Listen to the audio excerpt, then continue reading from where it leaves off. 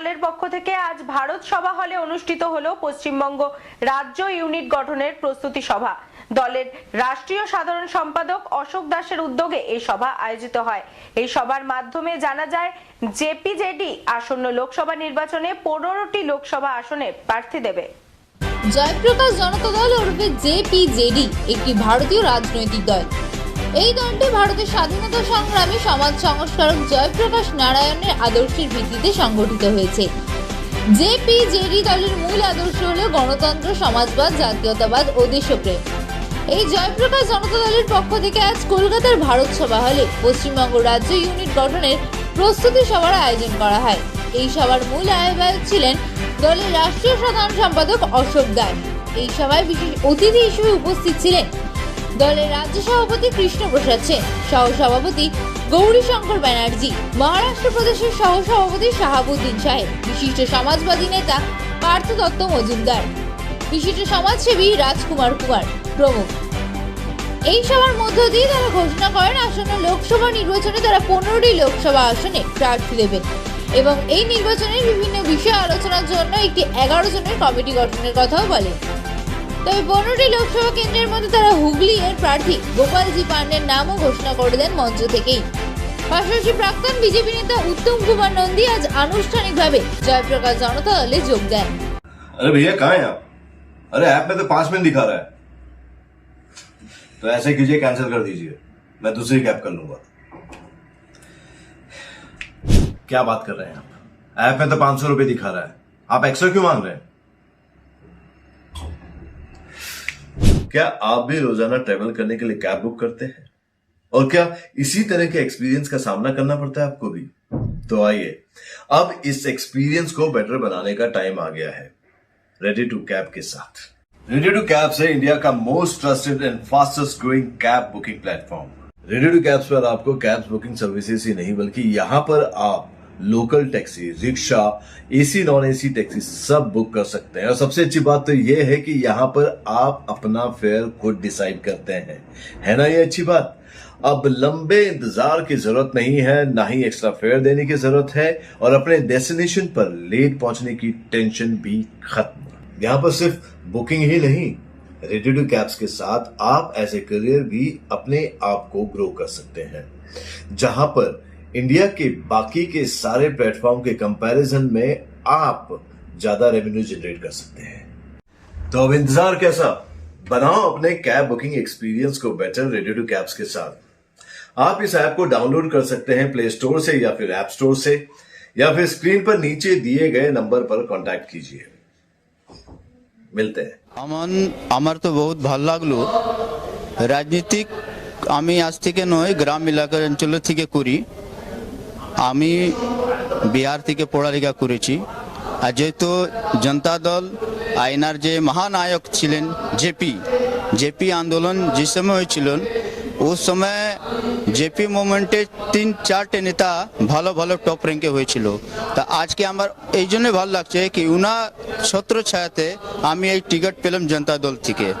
আর জনতা দল জয়প্রকাশ যিনি এক মহানায়ক ছিলেন, রাজনীতিক চাণক্য বলুন, মহানায়ক বলুন। আগামী লোকসভা যে হুগলি লোকসভা আমাকে দেওয়া হয়েছে, আমি খুবই পরিশ্রম করে এই লোকসভাকে বের করব, মানে জিতাবো জনতা দলকে। আমি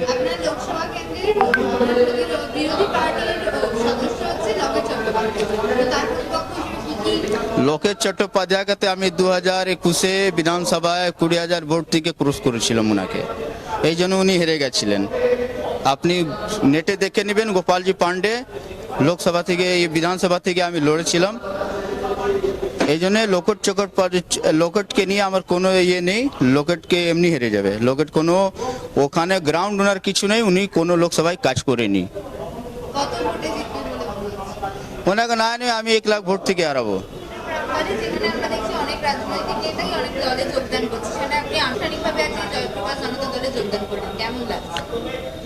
দেখুন, রাজনৈতিক জীবন আমার 20 বছরের উপরে। আমি সর্বপ্রথম রাজনৈতিক দল ভারতীয় জনতা পার্টি দিয়ে শুরু করি।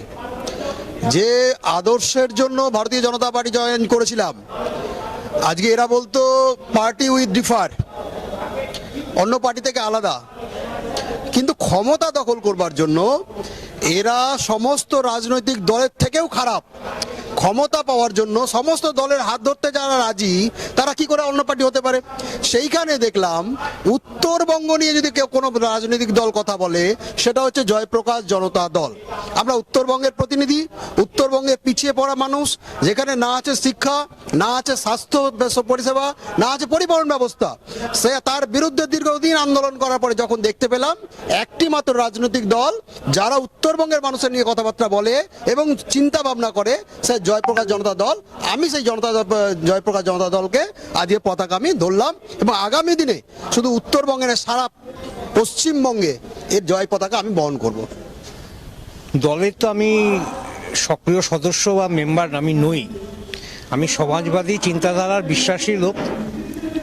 দীর্ঘদিন সমাজবাদী আন্দোলনের সঙ্গে আমি যুক্ত, ট্রেড ইউনিয়ন আন্দোলনের সঙ্গে বিশেষ করে আমি যুক্ত। তাতে আমার যে ব্যক্তিগত অভিজ্ঞতা আমি যে অর্জন করেছি, তাতে আমি একটা জিনিস দেখতে পেরেছি যে ঘরে বসে কথা বলা যেতে পারে অনেক কিছু বড় বড়, কিন্তু বাস্তবে করতে গেলে দেখা যায় অনেক রকম সমস্যার সম্মুখীন হতে হয়। সেইটাকে কিভাবে সম্মুখীন হলে বা সেটাকে ওভারকাম করা, সেই চেষ্টাটা আমাদের মধ্যে করা দরকার। যে কারণে আমি বলছি প্রত্যেককেই, শুভবুদ্ধি সম্পন্ন জনগণকে, যে আপনারা বেরিয়ে আসুন। আমি বিশেষ করে পশ্চিমবঙ্গের কথা বলছি, আমি ভারতের কথা বলছি না। পশ্চিমবঙ্গের অবস্থাটা নিয়ে আমাদের তো বেশি চিন্তিত, কারণ আমাদের সব ঘর বাড়ি এখানেই আমাদের। তাহলে আমাদের এখানকার সমাজকে যদি ভালো অবস্থায় নিয়ে যেতে হয়, এই গুন্ডা দমন যদি করতে হয়, তাহলে জনগণ শিক্ষিত সমাজকে এগিয়ে আসতে হবে। যতক্ষণ পর্যন্ত এগিয়ে তারা না আসতে পারবে, ততক্ষণ পর্যন্ত সমাজকে পরিবর্তন করা যাবে না। সন্দেশকে নিয়ে এসে এখন যেখানে রাজ্য রাজনীতি তোলপাড়, আপনি যেমনটা বললেন যে সরকার এই বিষয়ে কিছু বলছে না, তো সমাজবাদী হিসেবে আপনার সন্দেশকালে আমি নিজে ঘুরে এসেছি, আমি দেখে এসেছি। কারণ কি, আমার যেহেতু ওইভাবে পরিচিতি নেই, যে কারণে পুলিশ আমাকে আটকায়নি, আমি ঘুরে এসেছি। কারণ আমার এইসব কাজগুলো আমি করতে ভালোবাসি। তাতে আমি দেখে এসেছি, আমি সন্দেশখালী আজকের দিন থেকে আমার সম্পর্ক নয়, বিগত 30 বছরের উপর হবে আমার সন্দেশখালীর সঙ্গে সম্পর্ক। সেখানে আমি দেখেছি সন্দেশখালী কি অবস্থা, কি পরিস্থিতির মধ্যে ওখানকার লোকরা বাস করছে। এক তো আপনারা জানেন এটা দ্বীপের মতো জায়গা, চারিদিকে জল। সোর্স অফ ইনকাম বলতে গেলে মৎস্য চাষ আর কৃষি কার্য করা, এছাড়া ওরকমভাবে কোনো ফ্যাক্টরি কলকারখানা কিছুই ওখানে নেই। সেইখানকার লোককে যদি অগ্রগতি করতে হয়, দুটো জিনিস খুব ভালোভাবে দরকার, যেটা সরকার বিগত 75 বছর, কেন্দ্র হোক রাজ্য হোক, আমি কাউকে বলছি, সবাইকে বলছি, তারা কিন্তু সেটাকে ভালো করবার সচেষ্ট করেনি। একটা হচ্ছে শিক্ষা ব্যবস্থাকে ভালো অবস্থায় আনা, স্বাস্থ্য অবস্থাকে ভালোভাবে আনা এবং কর্ম রুজি রোজগারের ব্যবস্থা করা। এই তিনটেকে ভালোভাবে সঠিকভাবে পরিচালনা করতে পারেনি কোনো সরকারই, বিগত দিনের সরকারও, আজকের দিনের সরকারও। আমি জানি না ভবিষ্যৎ কি হবে। যেটা আমার ব্যক্তিগত উপলব্ধি হয়েছে, মানুষের ফ্রাস্ট্রেশন যখন মানুষের দেওয়ালে পিঠ থেকে যায়, তখন মানুষকে বলতে লাগে না, মানুষ এমনি প্রতিরোধ করবার চেষ্টা করে। সেই প্রতিরোধই কিন্তু আজকে গড়ে তুলেছে ওখানে। আপনি যেমনটা আপনার বক্তব্যে বললেন যে এক দল থেকে অন্য দলে যোগদান করাটা পশ্চিমবঙ্গের কালচার ছিল না, কিন্তু এখন আমরা যেমনটা দেখছি যে লোকসভা ভোটের প্রাক্কালে তৃণমূলের একজন হেভিওয়েট নেতা তাপস রায়, বিচারপতি অভিজিৎ গঙ্গোপাধ্যায়, তিনি বিজেপিতে যোগদান করলেন। যে রাজনৈতিক সচেতন বা রাজনৈতিক জ্ঞান নেই তা নয়, প্রত্যেকেরই জ্ঞান আছে, বা কেউ নিরপেক্ষ নয়, প্রত্যেকেই কোনো না কোনো পক্ষের, সেটা বিচারপতি হোক বিচারপতি নাই হোক। এই অবস্থায় যখন বিচারপতিকে ভোট দিতে হয়, তার মানে নিশ্চয়ই সে কোনো দলের সে সম্মতি তার প্রকাশ আছে, তার কাকে করে সাপোর্ট করে। তো এই অবস্থায় আমি যা দেখেছি, তাতে আমার ব্যক্তিগত অভিজ্ঞতা মনে হয় ভালোভাবে প্রত্যেকটা লোককে যদি নিউ জেনারেশন যদি এগিয়ে না আসে, খুব ভালো অবস্থা কিন্তু আমাদের নয়। অর্থনৈতিক অবস্থা আমরা খুবই ভালো অবস্থায় নেই, বিশেষ করে আমি পশ্চিমবঙ্গের ক্ষেত্রে বলছি। বেকারি তো দিনকে দিন বেড়ে চলেছে, কোথায় গিয়ে দাঁড়াচ্ছে কেউ জানে না, এইটা একটা অবস্থা। কর্মসংস্থানের অবস্থা নেই বলেই বেকারত্ব বাড়ছে। কর্মসংস্থানের কোনো পরিবেশ নেই যে ফরেন ইনভেস্টমেন্ট বা কোনো বিজনেসে সেখানে ইনভেস্ট করবে, সেই অবস্থায় আসা। আমি তো এই অবস্থা যদি সরকার চলতে থাকে, এখানে সেই যদি চলে, আমি তো আগামী 100 বছরের ভবিষ্যৎ আমি পশ্চিমবঙ্গে কিছু দেখতে পাচ্ছি না। জনগণের উচিত এবং আমাদের মতো সমাজবাদী চিন্তাধারার লোকদের উচিত যে পাবলিককে বোঝানোর চেষ্টা করা। আমি তো মনে করি যথেষ্টই পাবলিক বোঝে, কেউ বোঝে না এমন নয়, কিন্তু তাদেরকে আরো ভালোভাবে পয়েন্ট ওয়াইজ বোঝানো যে আপনারা যে কাজগুলো করছেন বা যেইভাবে আপনারা প্রভাবিত হয়ে করছেন কাজগুলো, সেই কাজগুলো ঠিক কাজ হচ্ছে না। এবং আমার পজিশন আজকে, আমি একটা কোনো কোম্পানির বিগ পজিশনে আছি বা একটা জাজ আছি বা একটা বড় কোম্পানিতেই করি পাওয়ার জন্য, একটা এমএলএ বা এমপি হওয়ার জন্য। সবাই তো একটা কিছু পাওয়ার জন্য আসা যাচ্ছে, কিন্তু সমাজে আমি আমার চোখে দেখা এরকম 10 থেকে 15% লোক আছে মিনিমাম, আছে বলে সংসারটা এখনো টিকে আছে, যারা কিছু চাইছে না। তারা চাইছে সমাজটা ঠিকভাবে চলুক, কিন্তু জনগণ বুঝতে পারছে কি পারছে না সেই সম্বন্ধে আমার ধারণা নেই। কারণ কি শুধু পশ্চিমবঙ্গ দিয়ে তো বিচার করলে হবে না, সারা দেশটাও বিচার করতে হবে, কারণ দেশের রাজনীতিটা কি হবে।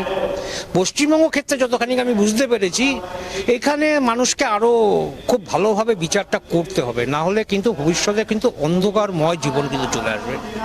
যেমন আফ্রিকার কান্ট্রিগুলোতে যেরকম অবস্থা হয়েছে, আমার ব্যক্তিগত আমি দেখেছি, ঠিক সেই অবস্থার দিকে কিন্তু আস্তে আস্তে এই পশ্চিমবঙ্গ কিন্তু এগিয়ে যাচ্ছে। আজকের জয়প্রকাশ জনতা দলের রাজ্য কমিটির সভা এখানে অনুষ্ঠিত হলো। তো এখানে যে মূল বিষয়টা আলোচনা ছিল যে আমরা সমাজের বিশিষ্ট জনদের, যেমন লোকসেবক সংঘের সুশীল মাহাতো থেকে আরম্ভ করে বিভিন্ন বিশিষ্ট জনদের, আমরা দেবরাজ মাহাতো ছিলেন, তাদের আমরা সম্বর্ধিত করলাম। তার সঙ্গে সঙ্গে আমরা 15টা লোকসভা কেন্দ্রে আমরা লড়বো, এরকম একটা সিদ্ধান্ত আগেই নিয়েছিলেন রাজ্য কমিটি। আমরা রাষ্ট্রীয় স্তর থেকে, আমি অশোক দাস রাষ্ট্রীয় সাধারণ সম্পাদক এবং সহসভাপতি রাষ্ট্রীয় স্তরের ডক্টর দেদানি এসকে জৈন, তিনি এসছেন, আমরা অবজারভার হিসেবে ছিলাম। সেখানে এই 15টা সিটের মধ্যে যে লড়াই হবে, সেখানে একটা প্রার্থী কৃষ্ণপ্রসাদ সেনের নেতৃত্বে ঠিক হয়েছে এবং অন্যান্য রাজ্য সম্পাদক মণ্ডলী ঠিক করেছে যে হুগলি লোকসভা কেন্দ্রে গোপালজি পাণ্ডেকে তারা প্রতিদ্বন্দ্বিতা করার জন্য তারা অনুমোদন দিয়েছেন। এবং আর সঙ্গে সঙ্গে 14টা কেন্দ্র যেটা হবে, তার জন্য 11 জনের একটা স্টিয়ারিং কমিটি তৈরি হয়েছে। সেখানে কৃষ্ণপ্রসাদ সেন আছেন, উত্তম নন্দী আছেন এবং অন্যান্য সাথীবৃন্দ আছেন। এখানে আমাদের আসাদ আলী খন্দকার রাজ্য কমিটির আছেন, এখানে মানিক দাস রাজ্য কমিটির আছেন, এখানে চিন্ময় ঘোষ নদিয়া জেলা সভাপতি আছেন, সকলে আছেন। সিদ্ধান্ত আরও বলতে চাই যে গণতান্ত্রিক সমাজবাদী চিন্তা এবং ভারতবর্ষের স্বাধীনতা আন্দোলনের যে ইতিহাস, বাংলার গৌরবময় ইতিহাস, যেটা জাতীয়তাবাদের ইতিহাস, যেমন এক সময়ে যে এই যে হলে আমরা আজকের করলাম, সেই ভারত সভা হল, সেটার নাম কোনো বাংলা সভা নয়। আমরা চিরকাল জাতীয়তাবাদী। সে স্বামী বিবেকানন্দ সারা বিশ্বে যে শান্তির বাণী ছড়িয়েছেন, অজ্ঞমুচি মেথর চণ্ডাল ভারতবাসী, দরিদ্র ভারতবাসীকে একত্রিত করার স্বপ্ন নিয়েছেন, আমরা তাদের অনুগামী। সেই হিসাবে নেতাজি সুভাষচন্দ্র, জয়প্রকাশ নারায়ণ, রাম মনোহর লোহিয়া, প্রফুল্লচন্দ্র সেন, আভা মাইতি, সমর গুহ থেকে আরম্ভ করে ডক্টর প্রতাপচন্দ্র চন্দ্র, এদের সুশীল ধারা, এদের পদাঙ্ক অনুসরণ করে আমরা চলবো, এই সিদ্ধান্ত আমরা নিয়েছি। শুধু ভোটের রাজনীতি নয়, আগামী দিনে যে ভারতবর্ষের স্বাধীনতা আন্দোলনের ইতিহাসকে যেভাবে ঢেকে রাখা হয়েছে, গ্রহণ লাগানো হয়েছে, সেটাকে উদ্ঘাটিত করা এবং বাংলা ভাষা, বাংলা সাহিত্য, বাংলা দর্শন শুধু যে কলকাতা মুষ্টিমেয় কয়েকজন মানুষের হাতে দিয়েই প্রতিফলিত হয়েছে তা নয়। যেমন এখানে সুশীল মাহাতো এসেছিলেন, তারা যেমন ভজহরি মাহাতো সেখানের স্বাধীনতার পরে এমপি হয়েছিলেন লোকসভা সংঘ থেকে। তারা বাংলা ভাষা, বাংলা সাহিত্য, বাংলা দর্শন এবং বাঙালি জাতির জন্য বিহারের কারাগারে জেল পর্যন্ত কেটেছেন। তাদের কোনো উল্লেখ নেই ইতিহাসে। সেইটা আমরা নতুন করে একটা ইতিহাসের নবজাগরণ ঘটাবার জন্য জয়প্রকাশ জনতা দল আমরা এই ভারত সভা হল থেকে সিদ্ধান্ত নিলাম।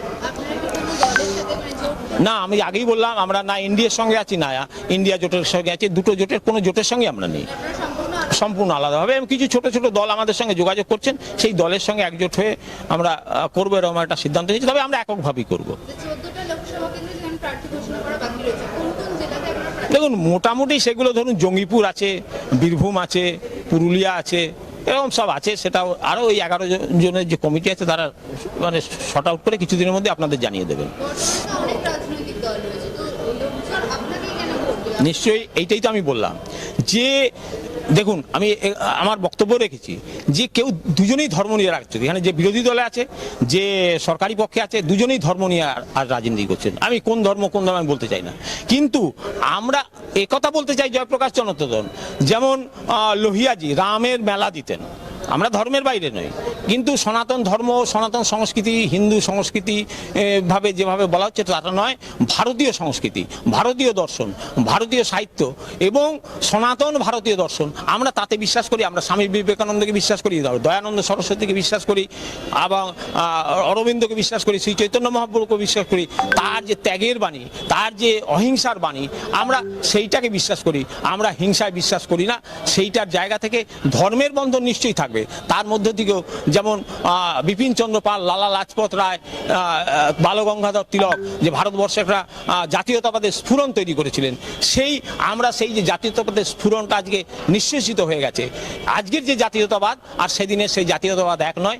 এই ধর্মের মিশ্রণের সঙ্গে সনাতন ভারতবর্ষের সঙ্গে সনাতন সংস্কৃতির সঙ্গে এই জাতীয়তাবাদের সংমিশ্রণ ঘটিয়ে জয়প্রকাশ জনতা দল একটা দুর্নীতিমুক্ত স্বচ্ছ প্রশাসন আইনের শাসন দেবে এবং সমতামূলক উন্নয়ন দেবে, সমস্ত মানুষের ভেদাভেদ দূর করে সমস্ত জাতি ধর্ম নির্বিশেষে সকলকে এক করে চলার চেষ্টা করবে।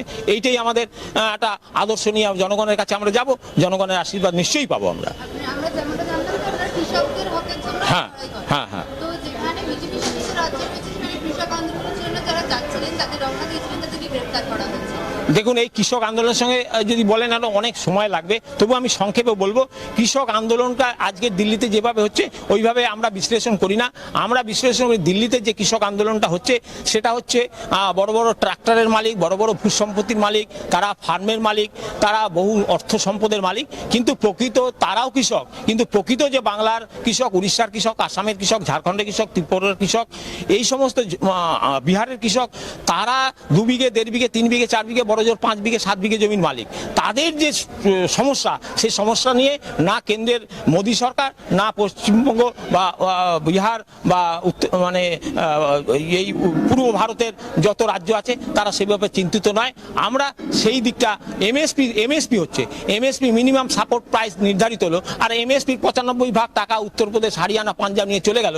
বাংলা থেকে আরম্ভ করে আসাম উড়িষ্যা থেকে আরম্ভ করে ঝাড়খণ্ড বিহার তারা কিছুই পেল না। এই যে বৈষম্যমূলক কেন্দ্র এবং রাজ্যগুলো উদাসীন এবং কেন্দ্র উদাসীন, এর বিরুদ্ধে আমরা আন্দোলন সংগঠিত করব।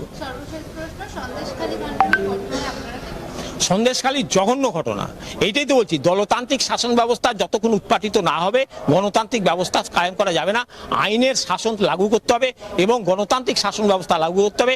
এখানে দলতান্ত্রিক শাসন ব্যবস্থা চলছে, এই দলতান্ত্রিক শাসন ব্যবস্থার বিরুদ্ধে জয়প্রকাশ জনতা দল আন্দোলন করে যাবে। হিংসামুক্ত মদমুক্ত বাংলা তৈরি করবে, উন্নয়ন সমতামূলক হবে এবং আইনের শাসন লাগু হবে, দলতন্ত্রমুক্ত প্রশাসন হবে, এই আমাদের কাম্য। রাষ্ট্রপতি শাসনের জন্য দাবি জানানো হচ্ছে, সে বিষয়ে আপনাদের বলা। দেখুন রাষ্ট্রপতি শাসনের জন্য দাবি হলো, আমাকে অনেক চ্যানেলে প্রশ্ন করেছেন যে ধরনের জঘন্য ঘটনা ঘটছে এর জন্য আমি বলবো প্রকারান্তরে কেন্দ্রের যে মোদী সরকার সেও দায়ী আছেন, তিনি উদাসীন হয়ে আছেন, দেখছেন না। আমার কথা হচ্ছে যে ব্যক্তি অপরাধ করেছেন সেই অপরাধী ব্যক্তিকে যদি অ্যাসেম্বলির মধ্যে দাঁড়িয়ে রাজ্যের মুখ্যমন্ত্রী তার হয়ে কথা বলতে যান, যাকে ইডি সেখানে অ্যারেস্ট করতে গেছে তার লোকজন সেখানে ঘেরাও করে ইডিকে পেটাই করে দিয়েছে, এই যে ব্যবস্থা এই ব্যবস্থা মোটেই গণতান্ত্রিক ব্যবস্থায় কাম্য নয়। আমার বিরুদ্ধে যদি কোনো অভিযোগ থাকে নিশ্চয়ই আমাকে আইনের আশ্রয় নিয়ে আমাকে তার ব্যবস্থা করতে হবে, আইনের মাধ্যমেই লড়াই করতে হবে। কিন্তু সেই ব্যবস্থাটা সেখানে প্রথম দিকে হয়নি, এখন যদিও বা হচ্ছে সুপ্রিম কোর্ট এবং হাইকোর্টের নির্দেশে সেটা হচ্ছে, কিন্তু এটা প্রথম থেকে হওয়া উচিত ছিল। এই জন্যে এটা কেন্দ্র এবং রাজ্য দুই সরকারই দায়ী। এই জন্যে যদি বলেন রাষ্ট্রপতি শাসন, আমি আগে রাষ্ট্রপতি শাসনের পক্ষে ছিলাম, কিন্তু এখন যে ঘটনা দেখছি কেন্দ্রের যে মোদী সরকার এবং রাজ্যের যে মমতা ব্যানার্জির যে ধরনের শাসন ব্যবস্থা কায়েম করেছেন, এ দুজনেই অপরাধী এই সন্দেশখালীর ঘটনার জন্য। এতদিন কেন তারা উদাসীন ছিলেন? তারা কি জানতেন না তাদের কি গোয়েন্দা দপ্তর নেই? কেন্দ্রীয় গোয়েন্দা দপ্তর আছে, রাজ্যের গোয়েন্দা দপ্তর আছে, রাষ্ট্রপতি আছে, রাজ্যপাল আছে, সকলের কাছ থেকে। আরে তারা যদি এতই অপারগ হন 356 জারি করা যাবে না। রাষ্ট্রপতির হাতে যদি সেই ক্ষমতাটাও না থাকে তাহলে সুপ্রিম কোর্টের প্রধান বিচারপতি হাইকোর্টের প্রধান বিচারপতির কাছে ছেড়ে দিন না, তারা বিচার করে দেবে যে সন্দেশখালী কিভাবে আইনের শাসন লাগু করতে হবে। আমি এইটা মনে করি।